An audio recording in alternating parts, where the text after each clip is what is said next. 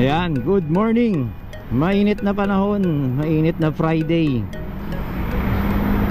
So yung iba TGIF, ako sa TGIS pa ako. Alright, so yun, ang mga ating kasamahan ay nag-aaya ng mini EV, no?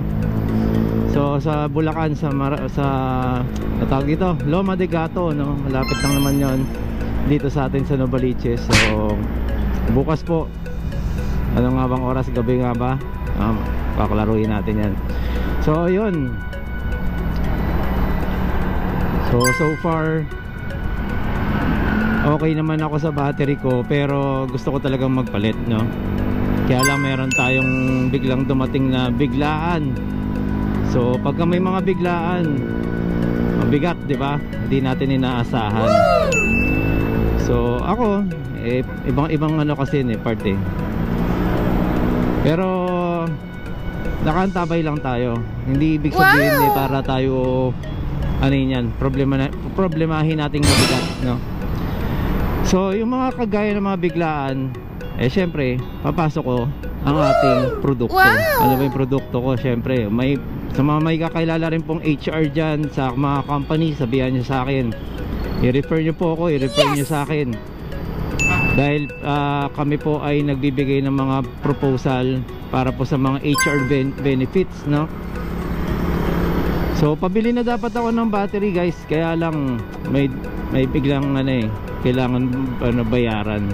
So pagka mga biglaan, mga di naasahan, dapat ready tayo, no? So yung pagbili ng battery kasi hindi ko naman siya para persahin, dahil nagagamit ko naman po ito araw-araw. Pansinin nyo, gusto ko lang po sana mabawasan yung pagcha-charge ko, pero okay lang naman kasi lithium naman tayo. So mga di inaasahan, kailangan natin ng insurance, no? Ayan po yung ating produkto. So sa insurance, hindi man natin kailangan gamitin, mabuting meron, no? Kung may capacity ka na kaya mo namang bumili ulit ng bago, okay lang. Hindi mo sasabihin na hindi ko kailangan yan. Sasabihin mo hindi ko kailangan yan, pero mas magandang meron, no? So if ever something happens, no, kung may mangyari man, kung insured ka, at least yung insurance na lang ang bahala. So Sir Marvin, may mga may mga insurance kasi hindi naman nagbabayad yan. So depende po yan sa sitwasyon ninyo, kung ano pa yung mga nagiging lapses niyan. Syempre hindi naman din po, magkano lang po babayaran natin dyan, tapos covered na kayo halos buong sasakyan, no? So yung mga lapses na yan, depende rin po yan sa servicing agent ninyo. Hindi naman po tayo para makabenta lang, kasi tayo ay advocacy natin and tumulong. Gaya na po itong ginagawa natin, no? Yung mga pagbibigay ko po ng tips, yan po ay may bayad sa sa iba, no? Pero we are sharing po to para hindi na po kayo maisahan ng mga mekanikong nananamantala. So ganun din po yun, no?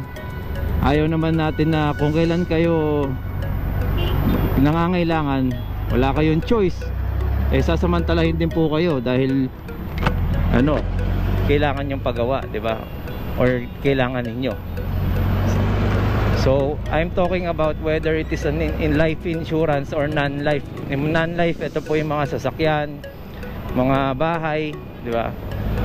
So mga ganun, mga personal accident yan. So yun, baka gusto nyo matutunan pa mas malalim yung mga pinagsasabi ko, i-invite ko kayo sa aming mga trainings, no? So next week may mga trainings tayong gaganapin. Sabihan nyo po ako, yun po yung kahuli-hulihang training na gagawin namin na libre, guys. Samantalahin nyo na yan, dahil pag natutunan nyo naman po yun, additional po yan, additional knowledge. I-apply mo o hindi, mayroon kang makukuha, no? Yan po ay hindi basta-basta nakukuha sa iba. Kung tumatambay ka lang, kahit maghanap ka sa YouTube, hindi naman po yan lalabas basta kung hindi mo hahanapin, no? Hanapin mo pilit, di ba? Pwede. Ayan, so ayun lang, ini-invite ko kayo dun sa mga training schedule na yan.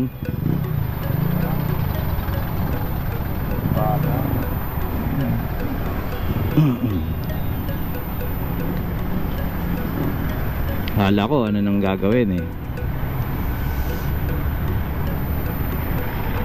So napakasarap ng ano, tinan nyo, hindi nga tayo nagto-throttle eh.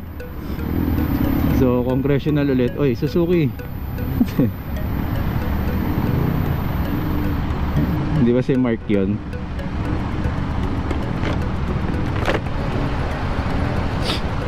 Tingnan muna natin sa video.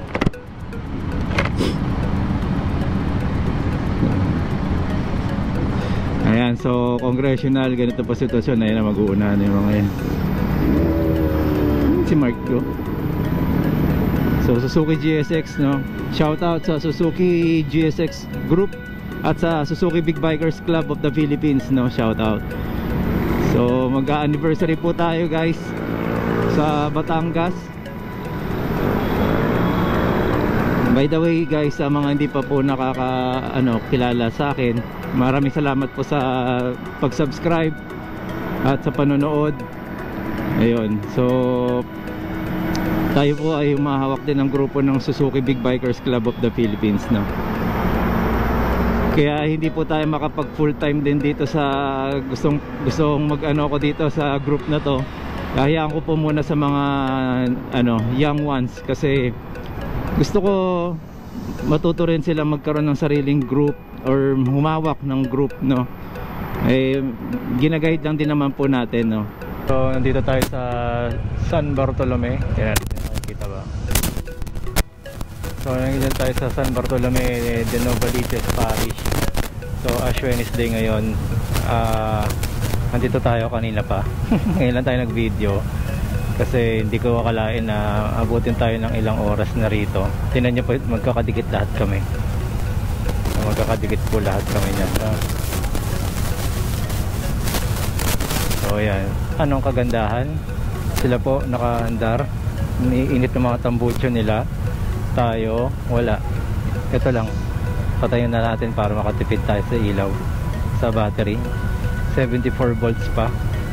So yan, kita niya naman, sa kanila mainit. Pinapawisan din ako dahil sa init ng singaw ng makina nila. Ganyan lang po yung andar namin, no? Tigit-tigit na po yan. Nagkakatamaan pa ng ng top box, no? Nakababa pa ng isa.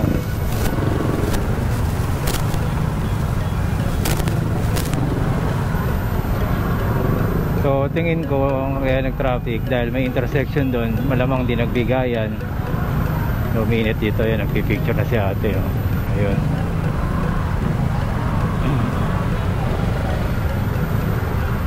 Para my day niya ay sined niya sa kanyang nakikichismis tayo sa sa kanyang kausap. So Holy Cross po ito. Ito po yung pagkalagpas po dyan, Holy Cross Memorial po yan.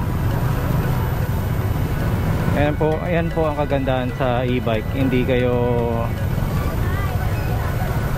nauubusan ng gasolina, hindi nagiinit, hindi kayo mag-overheat. Kasi pag umaandar, andar yung piston kasi sunog ng gasolina.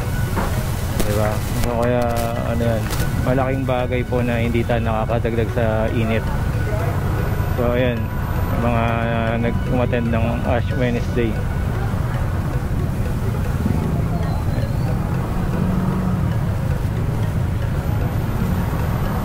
So meron tayong katabi dito walang helmet. Ayun din, wala ding helmet si ate. Although papasok na to ng subdivision.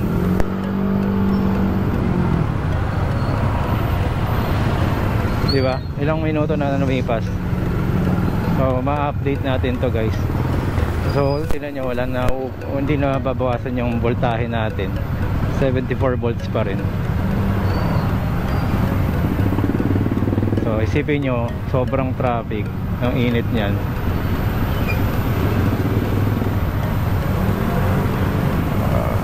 Kanya-kanyang singit. Kasi yung mga singit nila nababasa na ng pawis. Eh una ka na, wala ka rin palang helmet. Panood ko na yung ganyang itsura. So lahat sila nakapula. Ayan, di tayo kasya. So mahusay yung mga parking.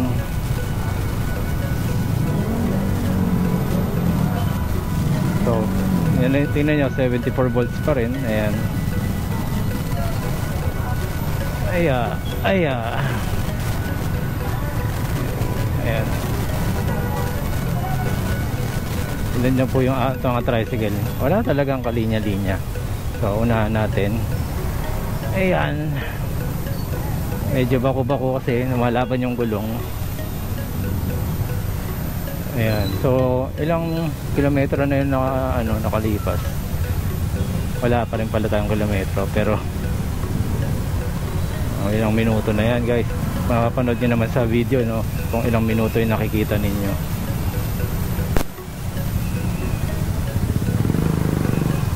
Habadabadu.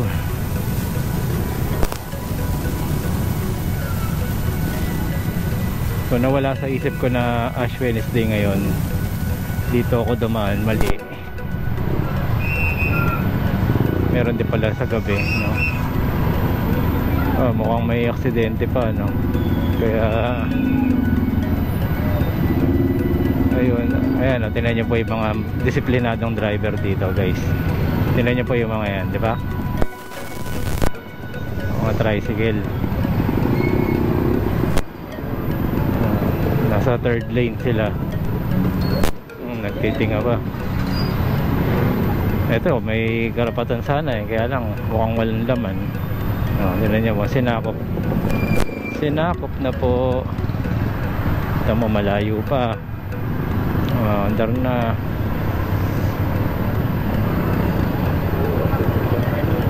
Diba, sasaya nila, oh. Alright, so yun na po muna, guys. Maraming salamat. Pinakita ko lang po sa inyo. So ayan, nagsi-72 tayo. 73. 74 pa rin pagka naka-standby. So ibig sabihin, hindi siya nababawasan kagad ng hindi siya malakas magbawas kapag gano'n lang nakahinto, no? That's why I love electric.